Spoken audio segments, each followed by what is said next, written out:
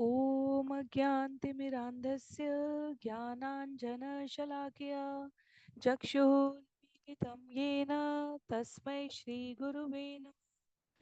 जय श्री कृष्ण चैतन्य प्रभु नित्यानंद श्री अद्वैत गदाधर श्रीवासादि गौर भक्तवृंद। हरे कृष्णा कृष्ण कृष्ण हरे हरे, हरे राम राम राम हरे हरे। हरे कृष्णा कृष्ण कृष्ण हरे हरे, हरे राम राम राम हरे हरे। हरे कृष्णा कृष्ण कृष्ण हरे हरे, हरे राम राम राम हरे हरे। हरे कृष्णा। सभी भक्तों को सादर प्रणाम। चैतन्य चरितामृत सत्र 76 में सभी भक्तों का स्वागत है। हम सभी यहाँ पर कृष्णदास कविराज गोस्वामी द्वारा लिखित एवं भक्ति वेदांत स्वामी श्रील प्रभुपाद द्वारा तात्पर्य सहित विवेचित चैतन्य चरितामृत मध्य लीला अध्याय 9 भाग 3 आज के सत्र में श्रवण करेंगे। मध्य लीला चैतन्य महाप्रभु के संन्यास के उपरांत के प्रथम 6 वर्षों की लीलाओं का संकलन है। तथापि मध्य लीला, आदि लीला, मध्य लीला और अंत लीला में सबसे अधिक विशद है। 25 अध्यायों में वर्णित है मध्य लीला, जहां हम सभी अध्याय संख्या 9 श्रवण कर रहे हैं। चैतन्य महाप्रभु दक्षिण भारत की यात्रा पर हैं। उनकी दक्षिण भारत की इस यात्रा में उन्होंने अनेकों स्थानों का दर्शन, भ्रमण और व्यक्तियों का उद्धार किया है। अनेक व्यक्ति जिनसे चैतन्य महाप्रभु मिले, वह तो अत्यंत सौभाग्य की बात है, पर जिन्होंने इन यात्रा के मार्ग में चैतन्य महाप्रभु का दर्शन मात्र कर लिया, वह उनके शरीर से उद्भूत हरि नाम श्रवण कीर्तन गायन करने की प्रेरणा से इतने अधिक प्रभावित हुए कि उनके जीवन में 360 डिग्री परिवर्तन आया है। आचार्य कहते हैं कि स्थान और व्यक्तियों के इस विवरण में जहां हम सभी श्रवण कर रहे हैं, चैतन्य महाप्रभु तिरुपति से श्री रंग क्षेत्र छंद संख्या 64 से 165 की यात्रा पर है। इससे पूर्व गौतमी गंगा से सिद्धवट की यात्रा की है उन्होंने। अनेक दर्शनार्थियों को, अनेक स्थानों को उद्धारित करते हुए चैतन्य महाप्रभु प्रवेश कर रहे हैं रंग क्षेत्र में। तो बहुत सुंदर विषय है, जहां हम सभी जिस मंदिर विशेष में, चाहे वो महादेव का, सदाशिव का मंदिर हो, चाहे भगवान विष्णु का मंदिर हो, उसकी प्रामाणिक उपस्थिति की कथा के साथ चैतन्य महाप्रभु की इस यात्रा का कृष्णदास कविराज गोस्वामी वर्णन कर रहे हैं। और जिसे भक्तिवेदांता स्वामी श्रील प्रभुपाद वर्तमान में यह स्थान कहाँ है, कितनी दूर है, किस कारण महत्व का है, उसको तात्पर्य में विश्लेषित कर रहे हैं। तो आरंभ करते हैं मध्य लीला अध्याय 9 आज के सत्र के लिए भाग 3 छंद संख्या 145 से।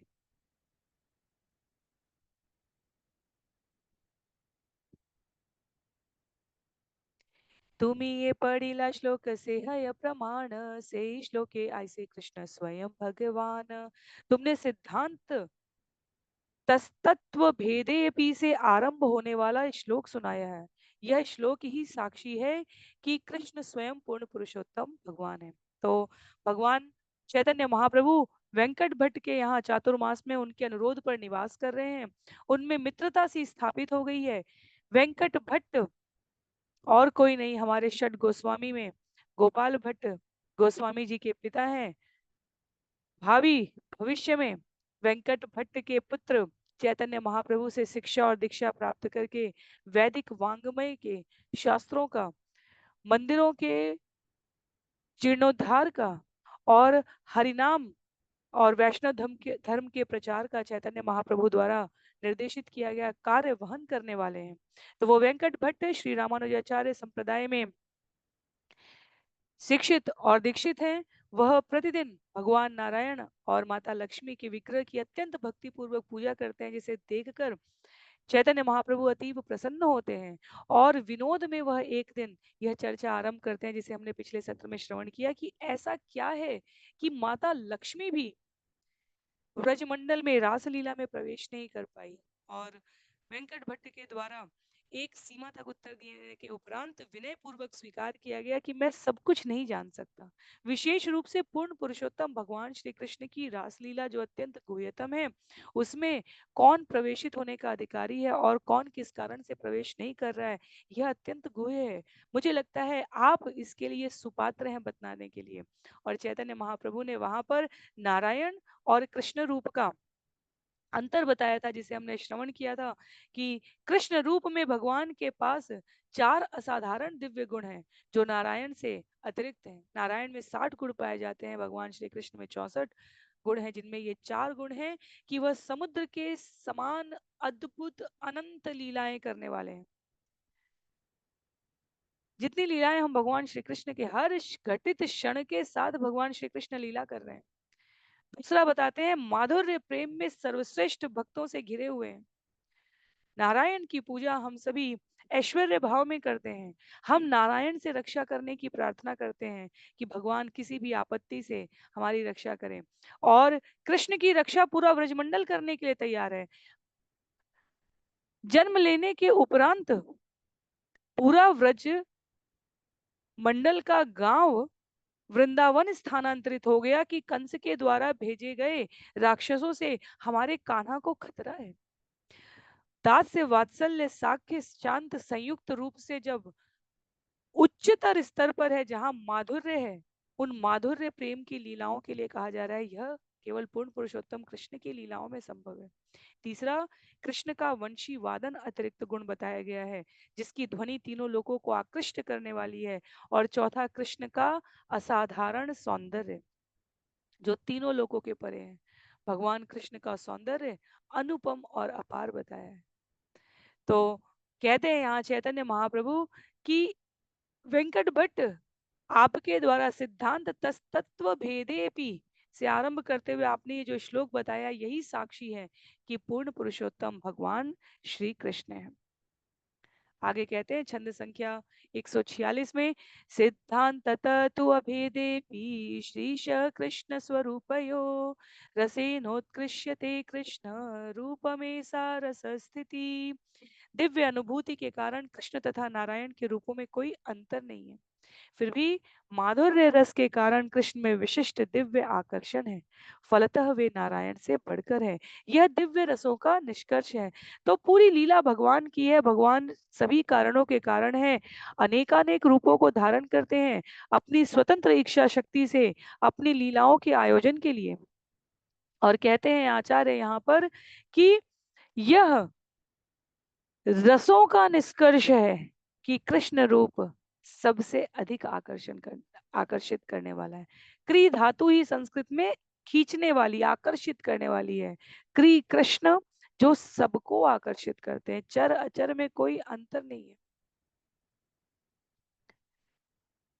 कृष्णदास कविराज गोस्वामी, यह जो श्लोक हमने श्रवण किया, कहते हैं यह भक्ति रसामृत सिंधु का श्लोक है। वेंकट भट्ट ने यह श्लोक सुनाया है और भक्ति रसामृत सिंधु की रचना से काफी पहले यह चर्चा हुई है। इसलिए श्रील भक्ति विनोद ठाकुर यहाँ पर कहते हैं कि भक्ति रसामृत सिंधु की रचना के काफी पहले से भक्तों में ये श्लोक और अन्य श्लोक प्रचलित थे। भक्तगण सदैव इन्हें आपस में चर्चा में सुनाया करते थे, अर्थात उनमें नारायण, हरि, कृष्ण, विष्णु यह सब अंतर पूर्णतया स्पष्ट था। तो स्वरूप रूप में कृष्ण और नारायण में दिव्य अनुभूति के स्तर पर कोई अंतर नहीं हो सकता, पर माधुर्य रस जो है विशिष्ट आकर्षण है। और रसों का निष्कर्ष है कि यह कृष्ण में अधिक पाया जाता है। वास्तव में कृष्ण में ही, पूर्ण पुरुषोत्तम भगवान के स्वरूप में ही माधुर्य रस की पूर्णता पाई गई है। स्वयं भगवान कृष्ण हरे लक्ष्मीर मन गोपिकार मन हरिते नारायण नारायण। पूर्ण पुरुषोत्तम भगवान श्री कृष्ण लक्ष्मी के मन को आकृष्ट करते हैं, किंतु भगवान नारायण गोपियों के मन को आकृष्ट नहीं कर पाते। इससे कृष्ण की सर्वोत्कृष्टता सिद्ध होती है। इससे माता लक्ष्मी की निष्ठा नारायण के चरणों में या कृष्ण के चरणों में है और उनके पातिव्रत्य पर इसमें कोई अंतर नहीं आता है। पर गोपियों की कथा आती है कि जब पूर्ण पुरुषोत्तम भगवान श्री कृष्ण द्वारका से एक बार फिर से 100 वर्षों के अधिक अंतर के उपरांत गोपियों से मिल रहे हैं, और जो काली कमरी जंगली फूलों को चंदन गेरू का लेप लगाए हुए श्रृंगार किए हुए बचपन के कान्हा थे, उन कान्हा से परिचित गोपियां जब द्वारका से आए कृष्ण को ऐश्वर्यशाली मुकुटधारी रथ में आरूढ़, कृष्ण कभी वृंदावन में पैरों में चप्पल तक नहीं डालते थे, और यहाँ तो द्वारकाधीश खड़े थे समंत पंचक तीर्थ में। जब सूर्य ग्रहण के उपरांत दर्शन प्राप्त करते हैं, गोपियां भगवान के उस रूप से आकर्षित नहीं होती। रास रचैया बंसी बजैया कृष्ण उनके रूप को मोहित करने वाला है। तो यह कोई तुलना किसी को निम्नतर और उच्चतर बताने के लिए नहीं है, पर कृष्णदास कविराज गोस्वामी बतला रहे हैं कि चैतन्य महाप्रभु कहते हैं वेंकट भट्ट से, लक्ष्मी रास मंडल में प्रवेश करने के लिए सदैव उत्सुक रहती हैं, गोपियों को ऐश्वर्यशाली रूप नहीं भाता। तो यदि आप जानना चाहें कि भगवान के इन स्वरूपों में कौन सा अधिक आकर्षित करने वाला है, तो इससे कृष्ण स्वरूप की सर्वोत्कृष्टता ही सिद्ध होती है। नारायणेर का कथा श्री कृष्ण आपने गोपिका रे हास्य कराई ते हय नारायणे। भगवान नारायण के विषय में क्या कहा जाए, गोपियों के साथ मजाक उड़ाने के लिए भगवान कृष्ण स्वयं नारायण के रूप में प्रकट हुए हैं। तो भगवान समय समय पर अपने विभिन्न स्वरूपों की उत्कृष्टता और सर्वोत्कृष्टता का अंतर स्वयं अपनी लीलाओं में प्रतिष्ठित करते हैं। कहते हैं, चतुर्भुज मूर्ति देखा है गोपी गणे रागे, से ही कृष्ण गोपी कार नहीं अनुरागे। यद्यपि कृष्ण ने नारायण का चतुर्भुज रूप धारण किया था, किंतु वे गोपिकाओं की दृष्टि को आकृष्ट, प्रेम दृष्टि को आकृष्ट नहीं कर सके। वैभव से युक्त स्वरूप में भगवान ऐश्वर्य, भय, कातर भाव को आकृष्ट कर सकते हैं, पर माधुर्य का साधिकार भाव श्री कृष्ण रूप में ही परिणत होता है।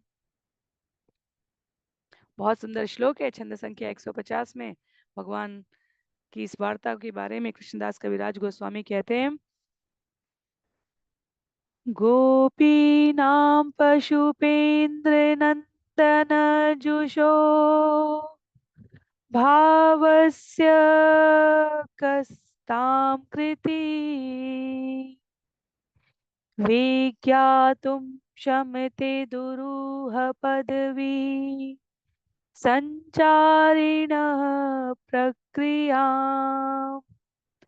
आविष्कुर्वती वैष्णवीमपि तनुं तस्मिन् भुजे जिष्णु अभीर यासां हन्त चतुभिः अद्भुतं रुचिं रागोदय कुंचती। एक बार भगवान कृष्ण ने चतुर्भुजी नारायण का अत्यंत सुंदर रूप धारण किया, किंतु जब गोपियों ने उनके इस भव्य स्वरूप को देखा तो उनके भाव कुंठित हो गए। इसलिए विद्वान व्यक्ति भी गोपियों के उर्मिमय भावों को नहीं समझ सकता, क्योंकि वे नंद महाराज के पुत्र कृष्ण के आदि स्वरूप पर पूरी तरह स्थिर हैं। कृष्ण के साथ गोपियों का परम रहस्य आध्यात्मिक जीवन का सबसे बड़ा रहस्य है। जिसने भगवत गीता के तत्व को श्रवण ना करते हुए भगवान श्री कृष्ण के मुखारविंद से निकले हुए वचनों को, जिसने श्रीमद् भागवतम में भगवान और भक्त के बीच के आदान प्रदान भाव विनिमय को श्रवण किए बिना यहाँ चैतन्य चरितामृत में यदि जानने का प्रयास किया कि ऐसा क्या प्राप्त हुआ कृष्ण से गोपियों को कि गोपियां अपनी शुद्ध बुद्ध सभी प्रकार का गृहस्थ जीवन, लौकिक जीवन जो प्रतीकात्मक रूप से अनेकानेक कार्यों जिम्मेदारियों से भरा हुआ है और बिना किसी प्रत्यक्ष लाभ और हानि के परे श्री कृष्ण के चरणों में स्वयं को वारती हैं, वह जो लाभ हानि में वस्तुओं को तौलते हैं, संबंधों को नापते हैं, वह इस भाव को नहीं समझ सकते। आचार्यों का यह कहना कि कृष्ण के साथ गोपियों का परम रस आध्यात्मिक जीवन का सबसे बड़ा रहस्य है। यह लेन देन के संबंधों से परे है। इस जगत में हम सारा प्रयास करते हैं स्वामित्व धारण करने के, लोग हमें जाने, हमारे अधिकार में संसाधन है, हमारे अधिकार में संबंध है, हमारे अधिकार में व्यक्ति हैं, हम स्वामी हैं। इस जगत में व्यक्ति अपने जीवन का अधिकांश भाग लगा देता है भौतिक जगत में स्वामी बनने के लिए। और आध्यात्मिक जगत की साधक की पूर्णता इसमें है कि वह भगवान का परम सेवक बन सके, वह भगवान की पूर्ण शरणागति प्राप्त कर सके। इसलिए कहा गया है कि आध्यात्मिक जीवन के सूत्र और नियम भौतिक जीवन के सूत्र और नियम से बहुत परे हैं। इस जगत में जो सबके द्वारा त्याज्य हो सकता है, जो किसी के काम का नहीं हो सकता, वह भगवान के यहाँ सबसे मूल्यवान पार्षद के रूप में स्वीकार होता है। जब हम इस जगत में कुछ चाह नहीं करते और इस प्रकार से व्यवहार करें कि केवल कृष्ण की प्रसन्नता के लिए कर रहे हैं, तब वह व्यक्ति, भगवान कहते हैं, मेरे मुकुट सिरमौर हो जाता है। मैं उसे, ऐसे जीव को, ऐसे भक्त को अपने मस्तक पर धारण करता हूं।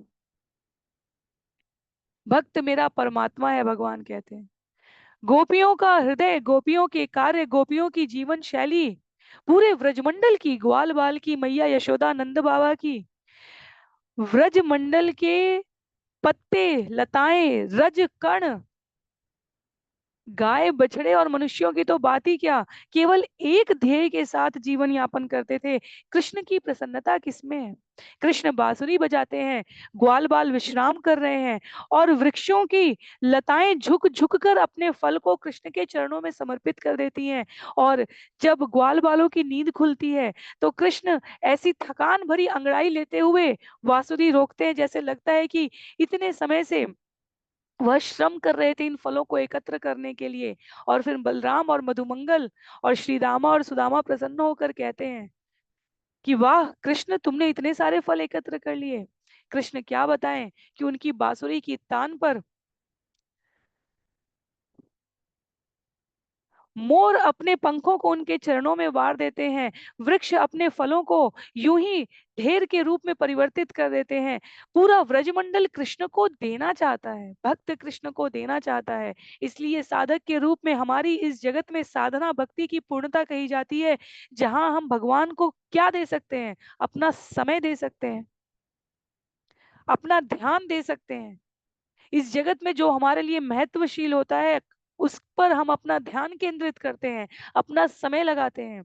इस जगत के सर्वोपरि जगदीश के ऊपर यदि भक्त कुछ वार सकता है तो अपना समय और ध्यान वार सकता है।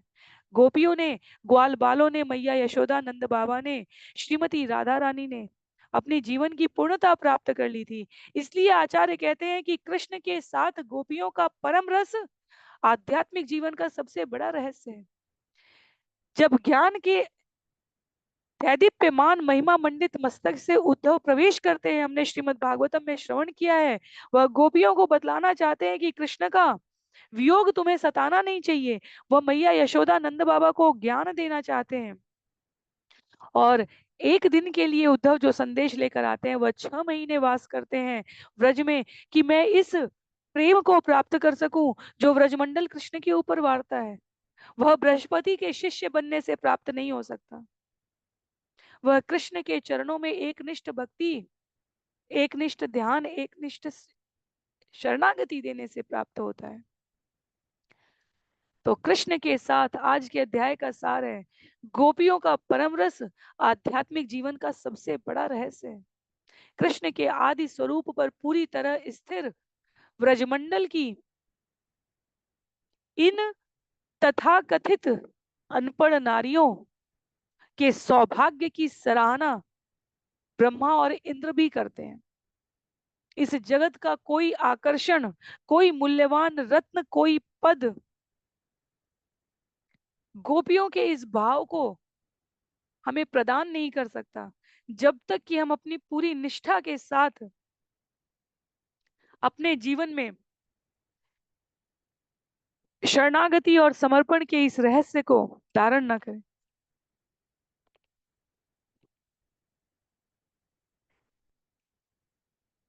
इत कही प्रभु तार गर्व चूर्ण करिया, सारे सुख दीते कहे सिद्धांत फिराइया। इस तरह श्री चैतन्य महाप्रभु ने वेंकट भट्ट के गर्व को चूर कर दिया। किंतु उन्हें पुनः प्रसन्न करने के उद्देश्य से वह इस प्रकार बोले। क्या कहते हैं? दुख न भावी भट्ट कैलु परिहास, शास्त्र सिद्धांत सुन याते वैष्णव विश्वास। महाप्रभु ने वेंकट भट्ट को यह कहकर सांत्वना दी, वास्तव में मैंने जो कुछ कहा वह परिहास था। अब तुम मुझसे शास्त्रों का निष्कर्ष सुन सकते हो जिसमें हर वैष्णव भक्त का दृढ़ विश्वास होता है। कृष्ण नारायण यह छे एक ही स्वरूप, गोपी लक्ष्मी भेद नाही है यह एक रूप। भगवान श्री कृष्ण तथा भगवान नारायण में कोई भेद नहीं है, क्योंकि दोनों एक रूप हैं। इसी प्रकार गोपियों तथा लक्ष्मी में कोई अंतर नहीं है, क्योंकि वे भी एक रूप है। शास्त्र एक स्तर तक जीव को भगवान के चरणों में, भगवान के रूपों में, भगवान की लीलाओं में लाते हैं। उन शास्त्रों के ज्ञान को श्रवण करके जीव कितना भगवान के बारे में समझ सकता है? पढ़ना, श्रवण करना, उसे समझना, आत्मसात करना, यह अलग अलग स्तर है। हम सुन सकते हैं कुछ, पर हम समझ गए ये नहीं कह सकते। हम समझ गए हैं पर हमारे आचरण में आ गया है, हम ये नहीं कह सकते। हम आचरण में स्वभाववश ला रहे, साधना भक्ति है, नियम पूर्वक वैदिक सिद्धांतों का वैदिक प्रकार से हम पालन कर रहे हैं, या फिर हम रागानु स्फूर्त भक्ति से स्वाभाविक रूप से हमारे अंदर प्रेम आ गया है। यह अलग अलग स्तर है साधक के भक्ति के। आचार्य कहते हैं जितनी जीव की भगवान के प्रति समर्पित होने की आकांक्षा होती है, उतनी उसे भगवत उद्दीप्त प्रेरणा हृदय में जागृत होती है। शास्त्र के वचन यूं लिखे हुए हैं, प्रमाण के साथ हम अपने जीवन में अनुभव कर सकते हैं। लोग पढ़ लेंगे, श्रवण कर लेंगे, पर कितना एकात्मिक, एकाकार संबंध भगवान के साथ साध पाते हैं, यह उनकी भगवान की ओर आगे बढ़ने की प्रीति पर निर्भर करता है।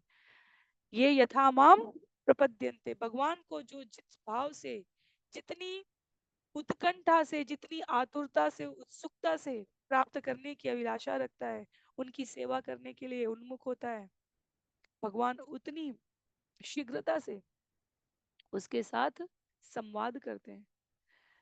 तो दैविक दृष्टि से, आध्यात्मिक दृष्टि से गोपी स्वरूप में लक्ष्मी में कोई अंतर नहीं है। भगवान श्री कृष्ण और नारायण में कोई भेद नहीं है। यह कहकर वेंकट भट्ट को आश्वस्त करते हैं चैतन्य महाप्रभु। परम रहस्य रस का ये गुह्यतम रहस्य, परम रस का यह गुह्यतम रहस्य जो भगवान ने कुछ छंदों पूर्व व्यक्त किया, यह भक्तों का सबसे बड़ा धन है, खजाना है, उनकी दिव्य अनुभूति की पराकाष्ठा है। वेदों के वचनों में लक्ष्मी और गोपी में अंतर नहीं है, वेदों के वचनों में कृष्ण और नारायण में अंतर नहीं है। पर यही शास्त्र हमें प्रमाण भी देते हैं कि किस प्रकार माता लक्ष्मी व्याकुल हैं, उत्सुक हैं रास मंडल में प्रवेश करने के लिए, और किस प्रकार गोपियों को भगवान का ऐश्वर्य युक्त रूप भाता नहीं है। तो अभी वेंकट भट्ट को आश्वस्त करते हुए, प्रसन्न करते हुए चैतन्य महाप्रभु कह रहे हैं, गोपी द्वारे लक्ष्मी करे कृष्ण संगा स्वाद, ईश्वरत्व भेद मान ले हय अपराध। लक्ष्मी जी गोपियों के माध्यम से कृष्ण संग का आस्वादन करती हैं। हमें चाहिए कि भगवान के स्वरूपों में भेदभाव न बरते, क्योंकि ऐसा करना अपराध है। एक ईश्वर भक्त तेरे ध्यान अनुरूप, एक ही विग्रह करे नानाकार रूप। भगवान के दिव्य रूपों में कोई अंतर नहीं होता। विभिन्न भक्तों की विभिन्न अनुरक्तियों के कारण विभिन्न रूप प्रकट होते हैं। वास्तव में भगवान एक हैं, लेकिन वे अपने भक्तों को संतुष्ट करने के लिए विविध रूपों में प्रकट होते हैं। तो बहुत महत्व की बात है ये समझना, विभिन्न भक्तों की विभिन्न अनुरक्तियों के कारण विभिन्न रूप में भगवान प्रकट होते हैं। भगवान भक्तों के दास हैं। जब भक्त ये कहता है तो इसमें सतोगुण, रजोगुण, तमोगुण का अहंकार नहीं है। अहंकार शब्द आचार्य कहते हैं अपने आप में खराब नहीं है। अहंकार पहचान को संबद्ध करता है। मैं ये हूँ, किसी पद के साथ, किसी संबंध के साथ हमारी पुष्टि करता है।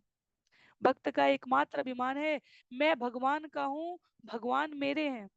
और भगवान क्या है? अपने भक्तों को संतुष्ट करने के लिए विविध रूपों में प्रकट होते हैं। इसलिए भक्त की अनुभूति के अनुसार, अनुरक्ति के अनुसार भगवान विभिन्न रूपों में प्रकट होते हैं। कोई पूछे कितने, जब हम भक्ति क्षेत्र में आचार्यों के इन संस्मरणों को, इन अनुभवों को, इन पंक्तियों को, टिप्पणियों को श्रवण करते हैं, तो ऐसा कोई प्रश्न नहीं है, ऐसा कोई तर्क नहीं है जिसका हमें उत्तर नहीं मिलता। यदि हम यहाँ ये विषय न श्रवण कर रहे हैं और कोई हमसे कहे कि भगवान को विभिन्न रूप धारण करने की क्या आवश्यकता है, और यदि हमने भक्ति रस में स्वयं को सराबोर नहीं किया है, तो हम एक क्षण के लिए विचलित हो सकते हैं कि क्या उत्तर दें। जैसे कई बार लोग प्रश्न कर लेते हैं, भगवान का क्या जन्मोत्सव मनाना, भगवान तो हर क्षण है, जब वो कभी समाप्त ही नहीं होते, नष्ट ही नहीं होते, उनका उनका जीवन समाप्त ही नहीं है, अंतकाल ही नहीं है, तो जन्मोत्सव क्यों मनाना। तो हम सोचने लगते हैं तर्क बुद्धि से कि सही बात है, वास्तव में जन्मोत्सव क्यों मनाना। इसी प्रकार लोग कहेंगे भगवान को विभिन्न रूप क्यों धारण करना, पर जब भक्ति रूप में आते हैं तो उत्तर मिलता है, भक्त की विभिन्न अनुरक्तियों के कारण भगवान विभिन्न रूपों में प्रकट करते हैं अपने भक्तों को संतुष्ट करने के लिए। इसी चैतन्य चरितामृत में हम आगे श्रवण करेंगे, किसी को भगवान का नरसिंह रूप प्रिय है, किसी को भगवान का राम रूप प्रिय है, कहीं मुरारी गुप्त मुरारी दास है, हनुमान रूप में भगवान की उपासना कर रहे हैं, तो भगवान उनको अपने रामचंद्र रूप का दर्शन कराते हैं। और कहीं भगवान नृसिंह वेश धारण करते हैं, वाराह रूप धारण किया है भगवान ने। आगे हम श्रवण करेंगे जब हमें कुर्म पुराण प्राप्त होगा चैतन्य महाप्रभु की इस यात्रा पर, उत्तर सभी तर्कों के उपलब्ध है। भक्त की ग्राह्यता कितनी है, इसके अनुपात में वह भक्त के हृदय में उपस्थित होते हैं।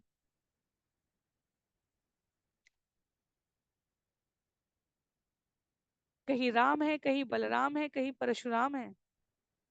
श्री चैतन्य चरितामृत के इस श्लोक का, इस उद्धरण का, इस अवसर का लाभ लेते हुए श्रील प्रभुपाद उत्तर दे रहे हैं यहाँ पर।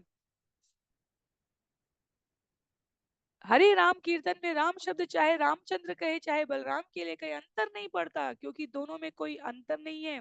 ये सोचना अपराध है कि बलराम राम से या राम बलराम से श्रेष्ठ हैं।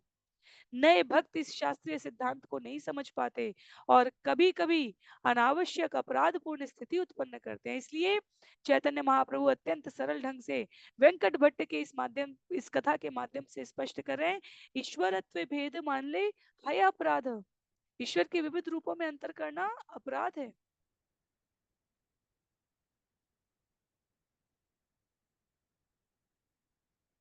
पर साथ ही हमें यह भी स्पष्ट रहना चाहिए कि भगवान के विविध रूप और देवताओं के विविध रूप एक नहीं है। देवता भगवान के अधीनस्थ प्रशासनिक अधिकारी नियुक्त किए गए हैं इस जगत के क्रियान्वयन के लिए। वैकुंठ लोक में देवताओं की आवश्यकता नहीं है। इस 14 भुवन को चलाने के लिए जिस प्रकार किसी विद्यालय में, किसी नगर के स्थापना में, किसी देश के विभाजन में, विभिन्न शहरों और राज्यों के विभाजन में विभिन्न स्तर बनाए गए हैं, कक्षा 1, कक्षा 2, कक्षा 3, यदि हम किसी विद्यालय और कॉलेज का उदाहरण लें, और अलग अलग स्तर के अलग अलग जीव हैं, वैसे ही नीचे पाताल लोक से रसातल, तल अतल सुतल से पृथ्वी से आते हुए स्वर्ग, ऊपर महरलोक तपलोक में जाते हुए ब्रह्मलोक तक इस भौतिक जगत के क्रियान्वयन के लिए विभिन्न स्तरों पर अधीनस्थ अधिकारी हैं। तो भगवान के विभिन्न रूपों में कोई अंतर नहीं है, ये परम सत्य है, चैतन्य महाप्रभु स्पष्ट कर रहे हैं। पर भगवान और देवताओं में कोई अंतर नहीं है, ये हमारे 10 नाम अपराधों में आता है। ऐसा नहीं मानना चाहिए हमें। देवताओं का अपना स्वरूप भगवान के द्वारा नियुक्त है। देवता एक पदवी है, एक पद है, वह परिवर्तित होती रहेगी, उस पर अधीनस्थ जीव परिवर्तित होता रहेगा। अधिकतम जीव यदि जा सकता है तो देवताओं से भी ऊपर ब्रह्मलोक तक ब्रह्मा जी बन सकता है। पर भगवान सदैव शाश्वत है, चिन्मय है, उनके स्वरूपों में अंतर नहीं है। यह आध्यात्मिक दृष्टि से कहना सही है, पर उसमें भी भक्त का अपना चुनाव होता है। जैसे किसी बच्चे की बहुत सारी ड्रेसेस हैं, बहुत सारे वस्त्र हैं, पर उसमें भी उसका एक कुछ एक प्रिय होता है, वह उसी वस्त्र को यदि बार बार धारण करना चाहेगा, प्रयास करेगा, तो हम समझ नहीं पाते। वैसे ही भक्तों का स्वभाव है, भगवान के विभिन्न रूपों में अपनी रुचि के अनुसार उनकी एक स्वरूप में अत्यधिक निष्ठा होती है, और उस स्वरूप को देखने के बाद की जो पूर्णता है वह केवल अनुभव के स्तर पर, अनुभूति के स्तर पर समझी जा सकती है। मणि यथा विभागेन नील पीतादिभिर्युत रूप भेदम अवाप्नोति ध्यान भेदात् तथाच्युत। कह रहे हैं यहाँ पर, जब वैदुर्य मणि अन्य वस्तुओं का स्पर्श करता है तो यह विभिन्न रंगों में विभक्त होता प्रतीत होता है, फलस्वरूप उसके रूप भी भिन्न लगने लगते हैं। इसी प्रकार भक्त के ध्यान भाव के अनुसार अच्युत भगवान एक होते हुए भी विविध रूपों में प्रकट होते हैं। तो नारद पंचरात्र का यह श्लोक है जो हमें भगवान की विविध रूप धारण करने के रहस्य का उद्घाटन करने के लिए प्रामाणिक स्रोत है। भट्ट कहे कहा आमी जीव पामर, कहा तुम से ही कृष्ण साक्षात ईश्वर। तब वेंकट भट्ट ने कहा, मैं तो सामान्य पतित जीव हूँ, किंतु आप तो साक्षात पूर्ण पुरुषोत्तम भगवान श्री कृष्ण हैं। अगाध ईश्वर लीला की चुई न जानी, तुम्ही यही कह से ही सत्य करी मानी। समर्पण है, शरणागति है, विनम्रता है, वेंकट भट्ट के जीवन में। कह रहे हैं भगवान की लीलाएं अगाध हैं और मैं उनके विषय में कुछ भी नहीं जानता। भगवान, आप जो कुछ भी कहते हैं मैं उन्हें ही सत्य के रूप में स्वीकार करता हूँ। श्रील प्रभुपाद कहते हैं यहाँ पर, यही अर्जुन का भाव था, यही अर्जुन हमारा प्रतिनिधित्व करते हैं, हमारा भाव होना चाहिए। करिष्ये वचनम तव, आपने जो कहा भगवान वो स्वीकार है। इसलिए कई बार लोग कहते हैं भक्त इसलिए बनना चाहिए कि हम भगवत धाम वापस आ सके, हमें इस जगत में पुनः जन्म न लेना पड़े। ये श्रेष्ठ विचार है, उत्तम विचार है। सामान्य जीव जो इस जगत के विभिन्न प्रकार के संदूषणों में, प्रदूषणों में फंसे हुए हैं, उनको भगवत भक्ति के मार्ग पर लाने के लिए हम यही कहते हैं कि जन्म मृत्यु जरा व्याधि आदि दैविक आध्यात्मिक और आदि भौतिक ताप और दुख से भरा हुआ यह जगत है, हमें इसमें पुनः वापस ना आना पड़े, इसलिए हमें भक्ति करनी चाहिए। पर भक्तों की श्रेणियों में इससे भी उच्चतम विचार है, हमें इस जगत में पुनः ना आना पड़े, हम बैक टू गॉड एड भगवान के धाम वापस चले जाएं। ये अत्युत्तम विचार है। पर इससे भी श्रेष्ठ भक्तों का भाव होता है, भगवान हम जहां रहें, हम इस जगत में रहें, हम वैकुंठ में रहें, हम आपके गोलोक शाश्वत कृष्ण लोक में रहें, हम पाताल में रहें, हम रसातल में रहें, जहां रहें वहां आपकी कथा और आपके लीलाओं का, गुणों का गुणगान करने वाले भक्तों का हमें संग प्राप्त हो। ये महत्व का नहीं है।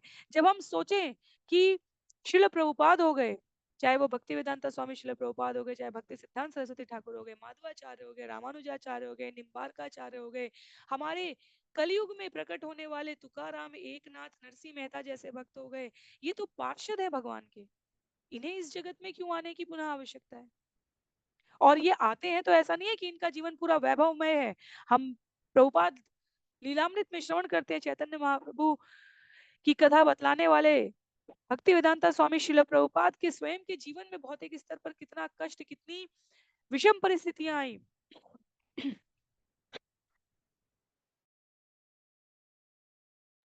और हम विचार करने लग जाते हैं कि भक्तों के साथ ऐसा क्यों हो रहा है, और फिर पुनः एक बार जैसे भगवान को विभिन्न रूप धारण करने की आवश्यकता क्यों है, ऐसा ही एक तर्क हमारे जीवन में आता है, मन में आता है, मस्तिष्क में विचार आता है कि भगवान के भक्तों को कष्ट क्यों होता है। और तर्क से जब हम इसका उत्तर जानना चाहें तो कई बार तत्क्षण हमें ये विचार प्रकट नहीं हो सकता, पर आचार्य यहाँ प्रकट करते हैं। क्योंकि भक्त की एकमात्र चाह भगवत धाम में भी रहने से बढ़कर ये होती है कि जहां जहां भगवान के बारे में जीव विस्मृत कर चुके हों, वहां वहां मैं उनके गुणों का गुणगान कर सके और जीवों को भगवत धाम वापस ला सकूं, स्वयं भगवत धाम वापस जा सके। अति उत्तम विचार है, यह भी श्रेष्ठ विचार है। क्योंकि यदि यह भी स्मरण नहीं है तभी हम इस जगत में भ्रमण कर रहे हैं, पर इससे भी ऊपर मैं अन्यों को भी ले जा सकूं भगवत धाम वापस। इस विचार से, इस प्रेरणा से जो भक्त जीवन यापन कर रहे हैं, जैसे वृंदावन में रहना श्रेष्ठ है, तीर्थ स्थान में वृंदावन, द्वारका, मथुरा, काशी हम कहते हैं अत्युत्तम है। पर जो वृंदावन, मथुरा, द्वारका के बाहर निकलते हैं ये सोचकर हृदय में वृंदावन को धारण करके कि हम अन्यों को भी वृंदावन की इस महिमा का आस्वादन करा सके, वह एक भक्तों की अलग श्रेणी है। वेंकट भट्ट का यहाँ पर व्यवहार उसी श्रेणी को प्रदर्शित कर रहा है। मैं जानता हूँ, जो जानता हूँ वो ठीक है भगवान, लेकिन आप जो कहते हैं उसे मैं परम सत्य के रूप में स्वीकार करता हूँ। श्रील प्रभुपाद यहाँ तात्पर्य में अर्जुन का उदाहरण दे रहे हैं। वैसे अर्जुन अध्याय 18 में भी कहेंगे करिष्ये वचनम तव, पर अध्याय 10 श्लोक संख्या 14 में भी अर्जुन ने कहा सर्वमेतत् तं मन्ये यन्मां वदसि केशव, नहीं ते भगवन् व्यक्तिं विदु देवा न दानवा। हे कृष्ण, आपने मुझसे जो कुछ भी कहा उसे मैं सत्य के रूप में स्वीकार करता हूँ। हे प्रभु, आपके व्यक्तित्व को न देवता समझ सकते हैं न असुर। और श्रील प्रभुपाद हमारा मार्गदर्शन कर रहे हैं, केवल अपने तर्क पर, दलील पर, शिक्षा से हम भगवान की लीलाओं के सत्य को समझ पाए, ये संभव नहीं है। हमें प्रामाणिक सूचना प्राप्त करनी चाहिए, जैसे भगवत गीता में भगवान श्री कृष्ण अर्जुन को दे रहे हैं उनके प्रश्नों के उत्तर में, जैसे चैतन्य चरितामृत में कृष्णदास कविराज गोस्वामी स्थान स्थान से संयुक्त करके प्रामाणिक जानकारी उपलब्ध करा रहे हैं चैतन्य महाप्रभु के बारे में। जैसे भागवतम के विभिन्न संवाद हम देखेंगे प्रामाणिक आचार्यों के, मनीषियों के, विद्वत जनों के, भक्तों के बीच में संपादित हुए हैं। कहीं उद्धव और विदुर का संवाद हम देखें तो कहीं हम मैत्रेय ऋषि और विदुर का संवाद देखें, कहीं शौनकादि ऋषि सूत गोस्वामी से संवाद कर रहे हैं, युधिष्ठिर नारद मुनि से संवाद कर रहे हैं, भगवान श्री कृष्ण के पिता पद को प्राप्त किए हुए वसुदेव समंत पंचक तीर्थ में विभिन्न ऋषियों से नारद आदि के असित व्यास देवल उपस्थित हैं, उनसे अपनी जिज्ञासा का समन कर रहे हैं, कहीं राजा नृग कथा श्रवण कर रहे हैं। प्रामाणिक कथा श्रवण की यह पद्धति अत्यधिक प्राचीन है, इसलिए पुस्तक होना और पुस्तक को स्वयं श्रवण पठन करना और प्रामाणिक गुरु शिष्य परंपरा में आचार्यों से श्रवण करना श्रवण की अद्भुत महिमा है।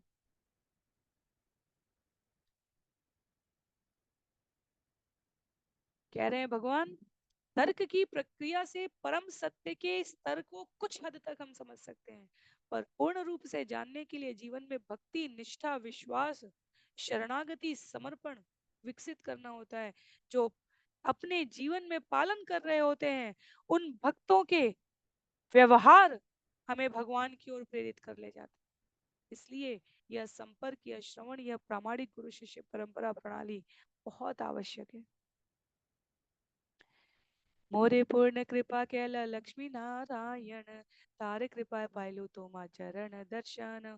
वेंकट भट्ट केवल शब्दों की महत्ता बनाए रखने के लिए नहीं कह रहे हैं, अपने भाव को उद्वेलित कर रहे हैं यहाँ पर भगवान के चरणों में कहकर, मैं तो लक्ष्मी नारायण की सेवा में लगा हुआ था, मैं लक्ष्मी नारायण की सेवा में लगा हुआ था, तो करके यहाँ पर इसकी महिमा को निम्न नहीं किया जा सकता। वेंकट भट्ट कहते हैं मैं लक्ष्मी नारायण की सेवा में लगा हुआ था और उन्हीं की कृपा से मैं आपके चरण कमलों का दर्शन कर सका हूँ। कृपा करी कैले मोरे कृष्ण महिमा, यार रूप गुणेश्वर्य कहे ना पाय सीमा। अपनी अहेतुकी की कृपा से आपने मुझे भगवान कृष्ण की महिमा बतलाई है। भगवान के ऐश्वर्य, गुण तथा रूप का कोई भी अंत नहीं पा सकता।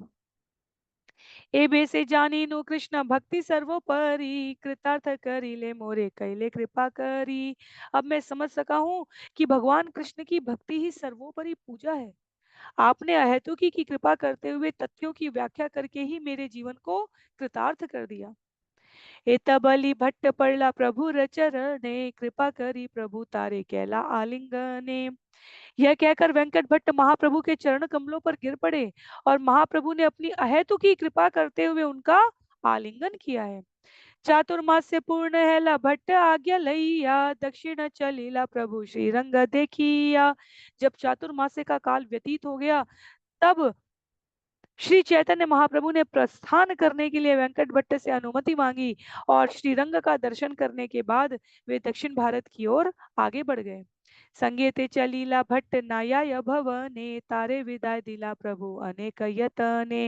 वेंकट भट्ट घर लौटना नहीं चाहते थे, किंतु उनके साथ जाना चाह रहे थे। श्री चैतन्य महाप्रभु ने बड़े ही प्रयत्न से उन्हें विदा किया है। प्रभु रवि योगे भट्ट हेल अचेतन, यही रंग लीला करे शचिर नंदन। महाप्रभु के चले जाने पर वेंकट भट्ट बेहोश होकर गिर पड़े। श्री रंग क्षेत्र में शचिपुत्र श्री चैतन्य महाप्रभु की लीलाएं ऐसी थी। कई भक्त होते हैं, कई हमारे शिक्षा गुरु होते हैं, कई हमारे हृदय के अति समीप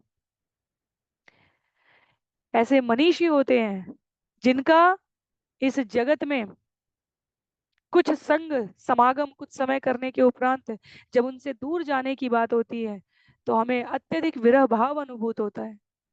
कई आचार्य जब इस जगत से शरीर छोड़कर चले जाते हैं तो हम सुनते हैं वियोग में उनके अत्यधिक समीप रहने वाले, उनसे अत्यधिक निकटता अनुभव करने वाले साधकों का शरीर धारण कर पाना, स्वयं को जीवित रख पाना बहुत मुश्किल दुरूह कार्य लगता है।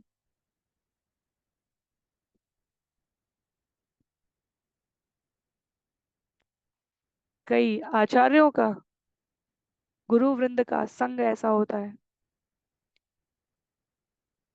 कि हम कितना भी अपने हृदय को कहें कि वपु और वाणी में वाणी की श्रेष्ठता है, क्योंकि वाणी सदैव साथ रहती है गुरु की, पर भक्त के रूप में, साधक के रूप में, शिष्य के रूप में हम गुरु के वियोग को हर क्षण स्मरण करते हैं। वेंकट भट्ट की स्थिति ऐसी ही हो गई थी। चैतन्य महाप्रभु ने कुछ काल तक निवास किया है उनके साथ, और अब उनके जाने का विरह और दुख वेंकट भट्ट सहन नहीं कर पा रहे हैं। तो छंद संख्या 165 तक जो हमने अभी विशेष श्रवण किया, यह तिरुपति से श्रीरंग क्षेत्र की चैतन्य महाप्रभु की यात्रा है। छंद संख्या 166 से विषय आरंभ हो रहा है, वह ऋषभ पर्वत से मदुरई तक की यात्रा है, जिसके बारे में यहाँ कृष्णदास कविराज गोस्वामी बतला रहे हैं और आवश्यकता के अनुसार भक्तिवेदांत स्वामी श्रील प्रभुपाद व्याख्या में प्रस्तुत करेंगे। ऋषभ पर्वते चली आइला गौर हरी, नारायण देखिला ताहा नति स्तुति करी। महाप्रभु ने ऋषभ पर्वत पहुंचकर भगवान नारायण का मंदिर देखा और नमस्कार किया है, साथ ही विविध स्तुतियां की हैं। तो श्रील प्रभुपाद परिचय देते हैं, दक्षिण तमिलनाडु के मदुरई जिले में ऋषभ पर्वत है। मदुरई शहर से 12 मील उत्तर की ओर आनागार मलय पर्वत है, जिसे ऋषभ पर्वत भी कहते हैं, जो कुटकाचल पर्वतों में से एक है। इसी के निकट वाले जंगल में भगवान ऋषभ देव ने आत्मदाह कर लिया था। ऋषभ देव की कथा हम सभी ने श्रीमद् भागवतम में श्रवण की है। भगवान के अवतार स्वरूप ऋषभ देव जगत के आकर्षण कैसे विकर्षित किए जा सके, दूर किए जा सके, रिद्धि सिद्धि लोगों को मेरी ओर आकर्षित करके मुझे भक्ति से विमुख ना करे, भगवान के ध्यान में अविचल मेरी श्रद्धा बनी रहे। भगवान समय समय पर अपने विभिन्न रूप अवतारों में इसको प्रकट करते हैं। ऋषभ देव का जीवन हमने श्रवण किया, कुछ ऐसा ही था। स्वयं को इस प्रकार की भौतिक दृष्टि से दिखने वाली मलिनता में रखते थे कि प्रकाश पुंज जो हृदय जो शरीर से उद्भासित हो रहा है वह सामान्य जन को दृष्टिगोचर ना हो सके। और यहाँ वर्णन आता है, जंगल में भगवान ऋषभ देव ने जहां आत्मदाह किया है वो ऋषभ पर्वत कहलाते हैं। योगियों की जब यौगिक अग्नि से ऋषि मुनि अपने आप को इस जगत से लीला समाप्ति में दिखती वो बाहर से अग्नि है पर आत्मदाह करते हैं, तब वह ऐसा कोई जबरदस्ती का या दुर्घटनावश घटित प्रयास नहीं होता जिसमें उन्हें कष्ट हो रहा है। वह परम संतुलन का विषय है। तो आत्मदाह यहाँ किसी भौतिक दुख से पीड़ित होकर नहीं किया गया है। एक निश्चित समय के उपरांत अपनी लीला समाप्त किया था ऋषभ देव के द्वारा, और उस स्थान को, उस पर्वत को ऋषभ पर्वत कहा गया है। चैतन्य महाप्रभु वहां दर्शन कर रहे हैं, कह रहे हैं, परमानंद पुरी ता रहे चातुर्मास, सुनी महाप्रभु गेला पुरी गोसाई रपाश। परमानंदपुरी चतुर्मास में इसी ऋषभ पर्वत में रह रहे थे, और जब श्री चैतन्य महाप्रभु ने यह सुना तो वे तुरंत उनसे मिलने के लिए जाते हैं। पूरी गोसाई रे प्रभु कैला चरण वंदन, प्रेमी पूरी गोसाई तारे कैला आलिंगन। परमानंदपुरी से मिलने पर श्री चैतन्य महाप्रभु ने उनका पाद स्पर्श करके सम्मान किया है, और परमानंदपुरी ने प्रेमवश महाप्रभु का आलिंगन किया है। पिता पद पर चैतन्य महाप्रभु परमानंदपुरी को अभिषिक्त करते हैं। 3 दिन प्रेमे दोहे कृष्ण कथा रंगे, से विप्र घरे दोहे रहे एक संगे। श्री चैतन्य महाप्रभु परमानंदपुरी के साथ उसी ब्राह्मण के घर रुके जहाँ परमानंदपुरी रह रहे थे। दोनों ने कृष्ण कथा की चर्चा में 3 दिन बिताए हैं। पुरी गोसाई बल्ले आमी याब पुरुषोत्तमे, पुरुषोत्तम देखी गौड़े याब गंगा स्नाने। परमानंदपुरी ने श्री चैतन्य महाप्रभु को बतलाया कि वे जगन्नाथपुरी स्थित पुरुषोत्तम का दर्शन करने जा रहे हैं। वहां भगवान जगन्नाथ का दर्शन करने के बाद वे गंगा स्नान करके बंगाल जाएंगे। प्रभु कहे तुम्ही पुनः ऐसा नीलांचले, आमी से तू बंद है ते आसी बल्ब काले। तब श्री चैतन्य महाप्रभु ने उनसे कहा, कृपा करके जगन्नाथपुरी शीघ्र आए, क्योंकि मैं शीघ्र ही रामेश्वरम सेतु बंद से वहां लौट आऊंगा।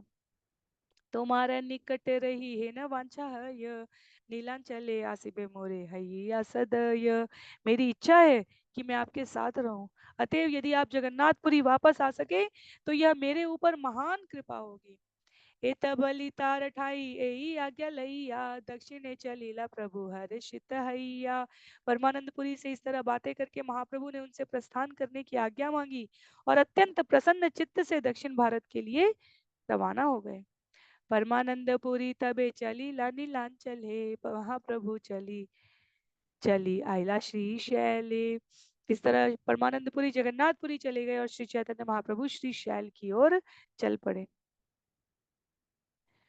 स्थान है, सूची है, श्रृंखला है, संख्या है चैतन्य महाप्रभु के इस भ्रमण की। कृष्णदास कविराज गोस्वामी यथासाध्य प्रस्तुत कर रहे हैं और जहां जहां आवश्यक है हमारे आचार्यों ने इसका सूक्ष्म अध्ययन करके अपना अन्वेषण भी प्रस्तुत किया है। तो जब यहाँ चैतन्य महाप्रभु कहते हैं कि क्षमा कीजिए, जब कृष्णदास कविराज गोस्वामी कहते हैं कि चैतन्य महाप्रभु श्री शैल की ओर गए हैं, तो भक्ति सिद्धांत सरस्वती ठाकुर की टिप्पणी है कि ये स्पष्ट नहीं है कि विशेष रूप से किस श्री शैल की बात कर रहे हैं, क्योंकि जैसा कि हम जानते हैं कि भारत भूमि की सांस्कृतिक विरासत संपदा अत्यधिक घनीभूत है, बहुत विस्तृत स्तर की है। एक ही नाम से एक से अधिक स्थान है। इसलिए भक्ति सिद्धांत सरस्वती पूरी ईमानदार पूर्ण प्रस्तुति करते हुए कहते हैं कि ये स्पष्ट नहीं है कि किस शैल की बात कर रहे हैं, क्योंकि क्षेत्र में मल्लिकार्जुन का कोई मंदिर नहीं है। धारवाड़ जिले में स्थित श्री शैल यहाँ स्थित नहीं हो सकता। वह श्री शैल तो बेलगाम के दक्षिण में है और मल्लिकार्जुन का शिव मंदिर भी वहां पर स्थित है, जहाँ के पर्वत पर शिव जी देवी के साथ रहते हैं। शैल से शैलजा माता पार्वती को भी इंगित करता है। वहां केवल शिव जी शैल के देवी के साथ नहीं रहते, अपितु ब्रह्मा जी भी सारे देवताओं के साथ रहते हैं। तो इसलिए प्रामाणिक रूप से यही स्थान अधिक उचित लग रहा है, ऐसा श्रील प्रभुपाद यहाँ भक्त सिद्धांत सरस्वती ठाकुर के तात्पर्य को उद्धृत करते हुए कहते हैं, शिव दुर्गा रहे ताहा ब्राह्मण वेशे, महाप्रभु देखी दोहार उल्लासे। इसी श्री शैल पर शिव जी तथा उनकी पत्नी दुर्गा ब्राह्मण वेश में रहते थे और जब उन्होंने श्री चैतन्य महाप्रभु को देखा तो अत्यंत प्रसन्न हुए। 3 दिन भिक्षा दिला करी निमंत्रण, निवृत्त वसी गुप्त वार्ता कहे तुही जन। ब्राह्मण वेशधारी शिवजी ने श्री चैतन्य महाप्रभु को भिक्षा दी है और एकांत में 3 दिन बिताने का आमंत्रण दिया है। दोनों वहां पर साथ बैठकर गुप्त बातें करते रह गए। भगवान के अधिकार क्षेत्र में हनन नहीं करते, आचार्य कहते हैं, गुप्त बातें करते रहे।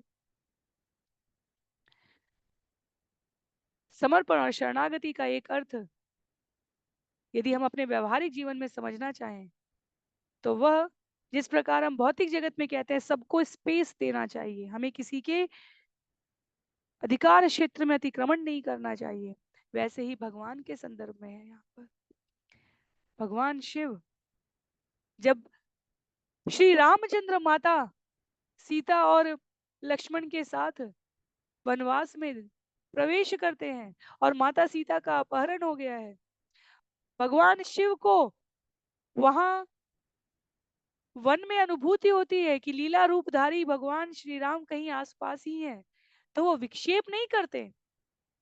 वह एक कोने से, जंगल में एक कोने से जाते हुए राम और लक्ष्मण का दर्शन करके उन्हें नमन करते हैं।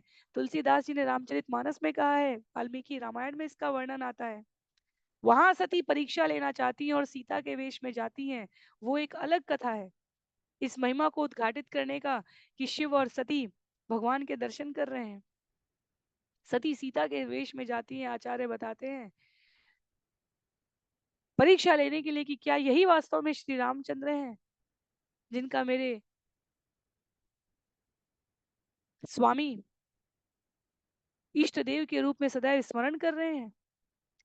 और शेषनाग के अवतार लक्ष्मण जी यह देखकर कि सामने से सीता माता पहले कभी सामने से आएंगी नहीं, पर सती सीता के रूप में है।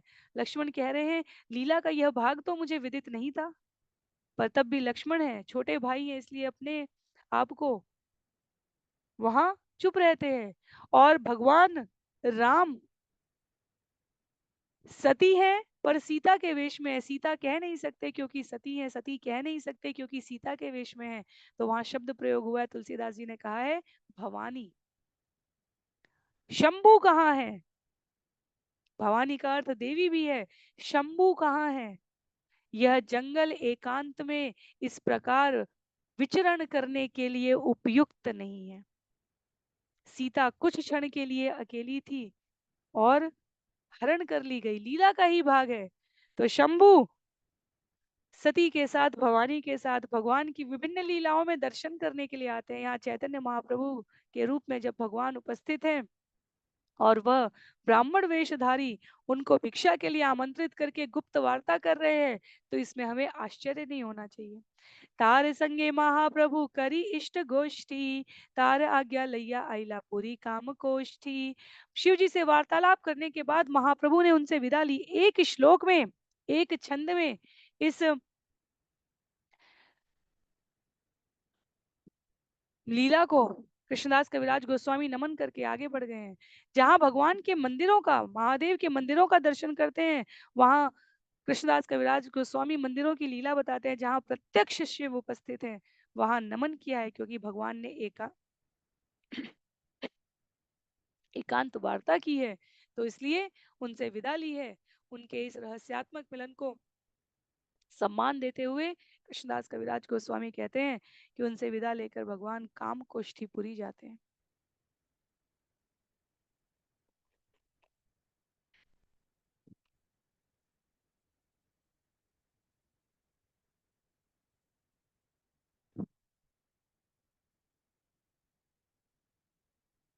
आगे कहते हैं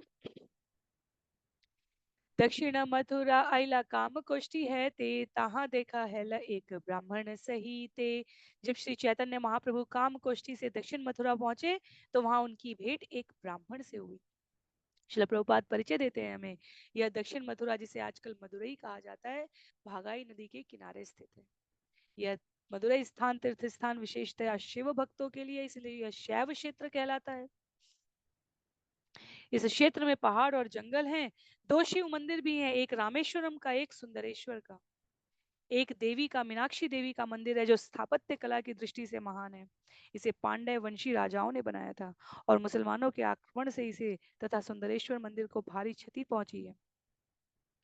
सम्राट कुलशेखर इस क्षेत्र में राज्य करते थे, जिन्होंने ब्राह्मणों की एक बस्ती बसाई है। और 1372 ईस्वी के समय में मदुरई के सिंहासन पर कंपन उदयर नामक राजा राज्य कर रहे हैं।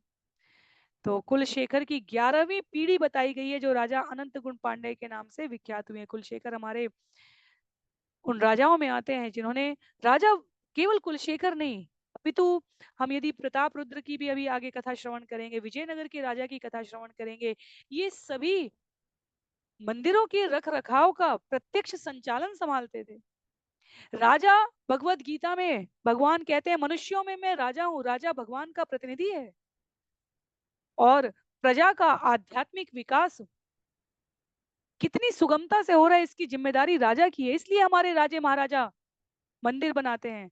जब हम श्रवण करते हैं इन शास्त्रों को, तो आज के सत्र में तीसरा उत्तर मिलता है। जब हम देखते हैं कि वर्तमान का प्रशासक, राज्य का, देश का प्रतिनिधि यदि मंदिरों के रख रखाव पर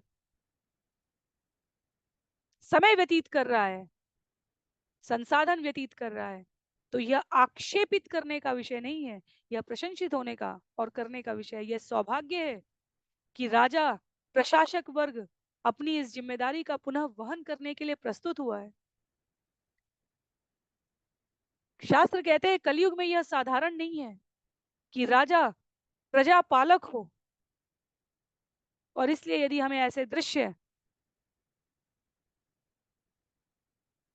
देखने का, अनुभूत करने का अवसर प्राप्त हो, तो यह अतीव हरी कृपा है। राजा महाराजाओं के द्वारा प्रजा की आध्यात्मिक स्थिति उन्नत होनी चाहिए, सुदृढ़ होनी चाहिए, इसके लिए प्रयास किया जाता था। इसलिए मंदिर नियंत्रण में होते थे, निरीक्षण में होते थे। विभिन्न उत्सव आयोजनों में राजाओं की उपस्थिति प्रजा के लिए महान हर्ष का विषय होती थी, और राजा भगवान से अधिक साज सज्जा, उनके उत्सव के आयोजन से अधिक वैभव के साथ उपस्थित नहीं होता था, विनम्र व्यक्ति के रूप में उपस्थित होता था। वर्तमान में जब हम रथ यात्रा देखते हैं, आज भी उड़ीसा के राजवंश की परंपरा से संबंधित राजवेशधारी प्रतिनिधि उपस्थित होकर भगवान का सम्मान करते हैं। यह द्योतक है इस बात का कि राजा महाराजा भगवान के समक्ष राजा महाराजा के वैभव से नहीं उपस्थित होते थे, उनके सेवक के रूप में रख रखाव, निरीक्षण, जिम्मेदारी वहन करने के लिए नियुक्त प्रतिनिधि के रूप में आते हैं। तो इसलिए यहाँ पर उल्लेखित कर रहे हैं स्थान स्थान पर शिला प्रभुपाद मंदिर के रख रखाव से संबंधित इन राजा महाराजाओं के, कि कहीं पांड्य वंश है, कहीं कुलशेखर जी बताया 11वीं पीढ़ी स्थापत्य कला की दृष्टि से मीनाक्षी देवी मंदिर जिन्होंने दर्शन किया है, उनकी अनुभूति है कि अत्यधिक सूक्ष्म कारीगरी से युक्त मंदिर है। आगे बतला रहे हैं, से विप्र महाप्रभु के कैल निमंत्रण, राम भक्त से विप्र विरक्त महाजन। उस ब्राह्मण ने महाप्रभु को अपने घर आमंत्रित किया। यह ब्राह्मण महान भक्त था और श्री रामचंद्र भगवान के विषय क्षमा कीजिए, उस ब्राह्मण ने महाप्रभु को अपने घर आमंत्रित किया। यह ब्राह्मण महान भक्त था और श्री रामचंद्र भगवान के बारे में विशेषज्ञ अधिकारी था। वह भौतिक कार्यकलापों से सदा विरक्त रहता था। कृतमाला ये स्नान करी आइला तार घरे, भिक्षा की दिबे न विप्र पाक नहीं करे। श्री चैतन्य महाप्रभु कृतमाला नदी में स्नान करके उस ब्राह्मण के घर भोजन करने गए, किंतु उन्होंने देखा कि भोजन तैयार नहीं था, अभी ब्राह्मण ने उसे पकाया नहीं था। महाप्रभु कहे तारे सुन महाशय, मध्याहन हेल क्या न पाक नहीं है। यह देखकर श्री चैतन्य महाप्रभु ने कहा, हे महाशय मुझे बताएं कि आपने भोजन क्यों नहीं पकाया है, अब तो दोपहर हो चुकी है। विप्र कहे प्रभु मोर अरण्य वसती, पाके सामग्री वने ना मिले संप्रति।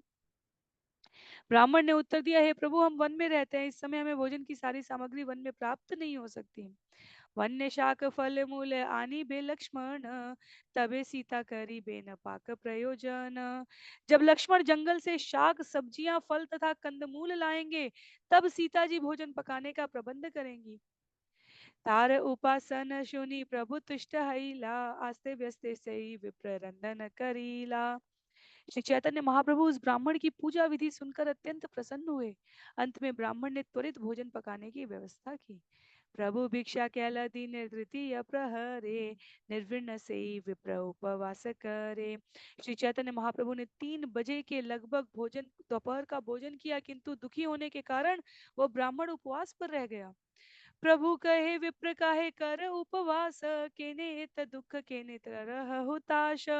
ब्राह्मण को उपवास किए देखकर श्री चैतन्य महाप्रभु ने उससे पूछा, आप उपवास क्यों कर रहे हैं, आप दुखी क्यों हैं, आप इतने चिंतित क्यों हैं।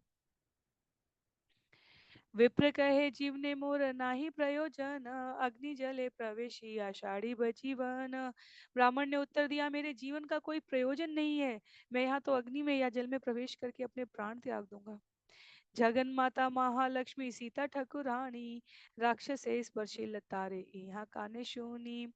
हे महाशय, सीता जी जगत जननी और महालक्ष्मी है, उनका स्पर्श राक्षस राज रावण ने किया है और मैं यह समाचार सुनकर अत्यंत क्षुब्ध हूँ। हे शरीर धरि बारे कभु न युयाय, एई दुख ज्वले देह प्राण नहीं आय। हे महाशय, इस दुख के कारण अब मैं जीवित नहीं रह सकता। यद्यपि मेरा शरीर जल रहा है किंतु प्राण नहीं निकल रहे हैं। प्रभु कहे भावना ना करी आर, पंडित हैया के न ना कर विचार। श्री चैतन्य महाप्रभु ने उत्तर दिया, आप इस तरह ना सोचें, आप तो विद्वान पंडित हैं, आप इस समस्या पर विचार क्यों नहीं करते। ईश्वर प्रेयसी सीता चिदानंद मूर्ति, प्राकृत इंद्रिय तारे देखी ना ही शक्ति। श्री चैतन्य महाप्रभु कहते रहे, भगवान रामचंद्र की प्रियतमा सीता देवी का रूप निश्चय ही आनंदमय एवं आध्यात्मिक है। उन्हें कोई भी व्यक्ति अपनी भौतिक आंखों से देख नहीं सकता, क्योंकि किसी भी भौतिक प्राणी में वह शक्ति नहीं है। स्पर्शी बार कार्य आचुक ना पाय दर्शन, सीतार आकृति माया हरिल रावण। माता सीता को स्पर्श करने की बात तो दूर रही, भौतिक इंद्रिय वाला व्यक्ति तो उन्हें देख तक नहीं सकता। रावण ने तो उनके भौतिक माया रूप का ही हरण किया है। तो ये ब्राह्मण सदैव रामचंद्र की कथा लीला गुणगान में, चिंतन में इतना अधिक तल्लीन रहता था कि यहाँ चैतन्य महाप्रभु के संग इस मिलन में कृष्णदास कविराज गोस्वामी बता रहे हैं कि भोजन पकाने के भाव में कहते हैं कि लक्ष्मण, अभी हम तो वन में है, शाक कंद मूल फल लेकर आएंगे, तब मैया सीता बनाएंगी। और चैतन्य महाप्रभु जब वो बाहर की जगत की सुधि में आया तो उसने देखा कि यहाँ प्रभु आमंत्रित हैं, तो उनको बनाकर दे दिया, पर स्वयं उपवास पर रह गया। पूछ रहे हैं चैतन्य महाप्रभु, तो कहता है कि ब्राह्मण, कि मैं तो दुखी हो गया हूँ, क्योंकि अब उसका जो भाव है, उसकी लीला के, उसके संस्मरण में, उसके कथा को गुनने के इस भाव में माता सीता राक्षस राज रावण द्वारा हरण कर ली गई हैं। चैतन्य महाप्रभु उनकी सुधि को बाहर लाते हुए कहते हैं, शास्त्र कहते हैं, भगवान को देख पाना तो फिर भी एक बार इस जगत के जीवों के लिए संभव हो सकता है, पर भगवान की आध्यात्मिक शक्तियों को देखना संभव नहीं है। इसलिए भागवतम श्रवण हो जाता है, पर भगवान की चिन्मय स्वरूपिणी लादिनी शक्ति श्रीमती राधा रानी वहां रहस्य में है। भगवान चैतन्य महाप्रभु का रूप धारण करके आते हैं, राधा रानी के भाव को आत्मसात करने के लिए, अनुभूत करने के लिए। भगवान की शक्तियां हैं, तथापि वह भगवान को कितनी आनंदमय रखती हैं, यह सूक्ष्म शक्तियां इतनी दृष्टिगोचर नहीं है, यूं ही सस्ती मनोरंजन के लिए उपलब्ध नहीं है। माता सीता यूं ही राक्षस राज रावण को उपलब्ध नहीं है, कथा के रूप में हमें दिख सकता है, पर वास्तव में माता सीता ने वह माया का रूप बाहर रख रखा था, वह तो अग्नि में प्रवेश कर चुकी थी। इसलिए जब अग्नि परीक्षा होती है दोबारा, हम सभी देखते हैं और सामान्य जन कथा के रूप में आक्षेप करते हैं कि रामचंद्र ने इस प्रकार कैसे किया। माता के पातिव्रत्य पे प्रश्न चिन्ह नहीं था वह, जब उन्होंने कहा कि अग्नि परीक्षा देंगी, 1 वर्ष तक रावण के यहाँ रही हैं, तो माता को अग्नि परीक्षा देनी चाहिए। हनुमान चित्कार कर उठते हैं, लक्ष्मण असंतोष की दृष्टि से रामचंद्र को देखते हैं कि माता सीता के संबंध में आपके ये वचन स्वीकृत कैसे हो सकते हैं। भगवान रामचंद्र कहते हैं, दृष्टि की, मेरी दृष्टि में सीता सदैव पूजित है, सामान्य जन आक्षेप न कर सके, क्योंकि मैं प्रतिनिधित्व करता हूं, मैं राजा हूं, प्रजा को कोई संशय नहीं होना चाहिए। एक स्तर, मानदंड स्थापित किया गया है, पर वास्तव में माता सीता का जो अग्नि में सुरक्षित स्वरूप है, वह वापस लौट आता है। चैतन्य महाप्रभु वही कथा स्मरण करा रहे हैं यहाँ पर, कह रहे हैं, भौतिक इंद्रिय वाला व्यक्ति स्पर्श करना तो दूर है, देख भी नहीं सकता है ब्राह्मण, रावण ने उनके भौतिक माया रूप का हरण किया था।